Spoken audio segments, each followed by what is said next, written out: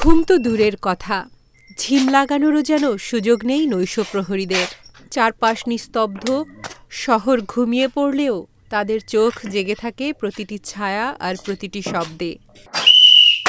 শীতের রাত হোক কিংবা বর্ষার ঝড়, রাস্তাঘাট, অফিস, গুদাম কিংবা বাসাবাড়ি, নিরাপত্তার দায়িত্বে নীরব প্রহরী হয়ে দাঁড়িয়ে থাকেন তারা। এক একটা ছায়া, এক একটা শব্দ, সবকিছুর ওপরই সতর্ক নজর তাদের। দায়িত্ব পালনে সেই মানুষগুলোই প্রায়ই পড়ে জীবন ঝুঁকির মুখে। একটু অবহেলায় যদি কোনো ক্ষতি হয়, তার দায়ভার যেন সবটাই তার কাঁধে।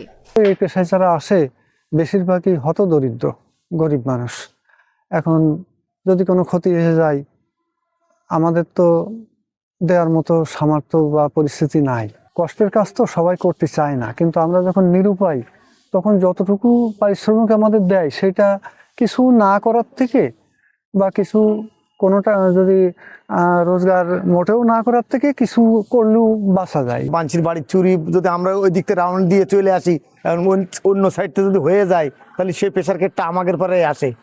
ঠিক আছে, এইভাবে অনেকে বলে যে আপনারা থাকতে চুরি হলে কি করে, আমরা কি ওই মানসির বাড়ির সামনে যাই তার বসে থাকতে, আমরা রাউন্ড দিয়ে ঘুরে এসে দেখা যাচ্ছে ওই পাশে পিছন তো দেখা যাচ্ছে চুরি হয়ে গেলে সেই জিনিসটা দেখা যাচ্ছে কারোর দোকান চুরিয়ে গেলে আমাদের পরে প্রেশার কেটে আসবে।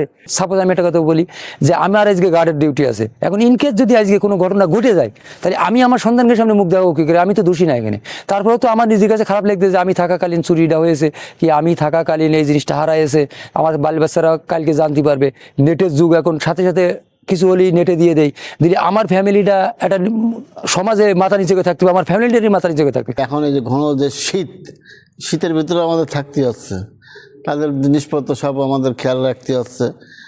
চোরটা আসলে যদি কেউ আসে, তাহলে তার প্রতিবাদ আমাদের করতে হয়। এখন যদি আমাদের হয়তো দেখা যাচ্ছে যে কোনো কিছু নীতি আসবে চোরে, এখন আমি দেখে ফেললাম কি কিছু বাধা দিলাম, হয়তো আমার আক্রমণ করতে পারে। আমাদের বেন্ডে সেন্টার দিয়ে হয়তো কোনো দোকানপাট কি বাড়িঘর চুরি ডাকাতি হয়তো করবে, আমাকে দেখা যাচ্ছে যে আমাকে পরে অত্যাচার, আমাকে দেখা যাচ্ছে মারধর করবে, কেউ মেরেও ফেলালো, জানলে কোনো নিরাপত্তা আমাদের নাই। তবু আমরা সেই হিসাবে আমরা সব ত্যাগ স্বীকার করে আমার এলাকার শান্তি শৃঙ্খলার জন্য, সুরক্ষার জন্যে আমরা এত কষ্ট করি। বিক্ষুব্ধ ঝঞ্ঝা পেরিয়ে যে মানুষগুলো আমাদের রাতের ঘুম নির্বিঘ্ন করে, দুর্মূল্যের এই বাজারে সেই পেশাজীবীদের জীবনই এখন সবচেয়ে অনিরাপদ। ঝুঁকি আছে, দায়িত্ব আছে, কিন্তু নেই নিশ্চিত ভরসা। তাই এই নৈশ প্রহরীদের সরকারি ভাতা ও সামাজিক সুরক্ষার আওতায় আনার দাবি সচেতন মহলের। নৈশ প্রহরীর ব্যাপারেও অন্তত পক্ষে কিছুই না হলে পরেও একটা যদি রেশনিংয়ের ব্যবস্থা যদি করা হয়, স্বল্প মূল্যে সরকারি দ্রব্যাদি তারা কিনতে পারবে। অর্থাৎ এরা অনেকটা আনসারের ভূমিকায় কাজ করে বা পুলিশের ভূমিকায় কাজ করে, এরা অনেকটা সরকারের সহযোগিতা করে। চুরি ডাকাতি বন্ধ করা এটা সরকারের যেমন দায়িত্ব, নৈশ প্রহরীরা সরকারকে সহযোগিতা করে আলটিমেটলি। কাজে এটা আমি মনে করি যে সরকার এদেরকে যে কোনোভাবেই হোক না কেন কিছু সহযোগিতা করলে পরে অনেক মানুষ উৎসাহী হবে, এবং তারা সবচেয়ে বড় বিষয় হলো তাদের যে দৈন্যদশা, এই দৈন্যদশার থেকে তারা মুক্তি পাবে।